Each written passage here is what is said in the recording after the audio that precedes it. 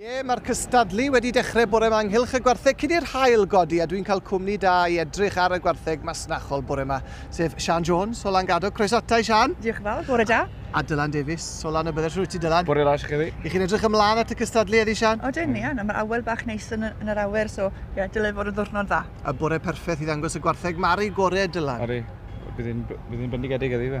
Wyt ti'n nawr y rhywun sydd yn ffermio ac yn sar cod ac yn gwerthu gwartheg masnachol? Wel, ni dechrau lenni da fe, so gweithio gadwith i fynd rydyn. Faint o wartheg sydd dati i gyd? 20 i gyd e. Tre carwr ai gorau fe. A gweithio sy'n ni magu ffoi sy'n siwto'r boes ma. Beth sydd dati wedyn? Gwartheg Limousin Croes? Limousin Croes y fe. Ie. A Croes yn ôl gyda taro lim rydyn. A Sian, wyt ti yn cynghori, wy'n deall, Dylan o bryd i'w gilydd efo'r gwerthu'r rhad, achos dyna wyt ti'n neud yn de. Sonia chrig bach am y gwaith wyt ti'n gwneud o ddydd i ddydd efo Cogent. Ie, wel fi'n gweithio y Cogent, fi wedi bod yn nhw ers 8 blynedd nawr cynni, ond ni'n AI tech o'n ni'n cynni. So, ond dyma'n galon ni gyda'r gwartheg beef, wastad wedi bod.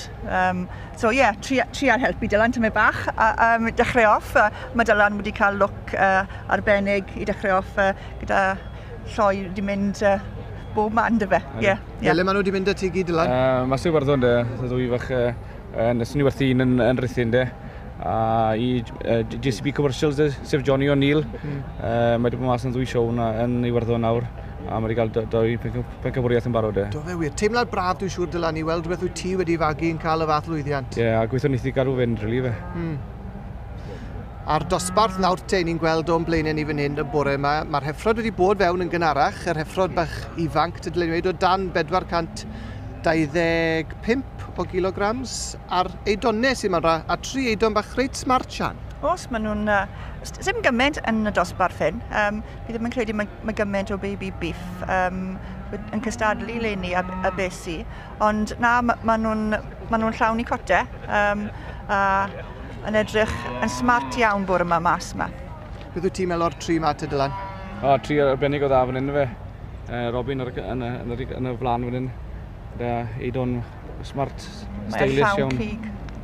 Ie, Robin Roberts o Lanfair Pwll Ynys Môn. Mae'n wyneb cyfarwydd iawn yn y ffair ean, dwi e, Sian? Odi, mae yn esbynydde. Fi ddim yn credu byth ddim yn dod â gwerthau gwstod ers blynydde. A bob amser yn arwen yn dda, yn troi nhw allan yn dda, o'r teg yn dwi. Odi. Eidon bach smart iawn dy gyfyna. Mae'r eidon yn pwyso yn reit da, mae rhaid dweud unwaith eto i atgoffa chi adre, maen nhw fod o dan 425 kg. A mae hwn yn dod fewn yn bwysau bach reit da, 323 o kilograms. O, reit.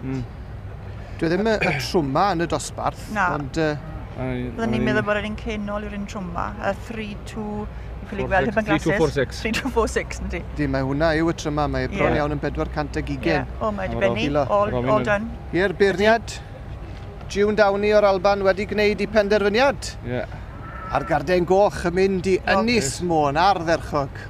Robin wrth i fodd am i fydd yr eidon yma nawr yn mynd ymlaen i gystadlu'n y bencampwriaeth yn erbyn yr heffer o dan 425 kg.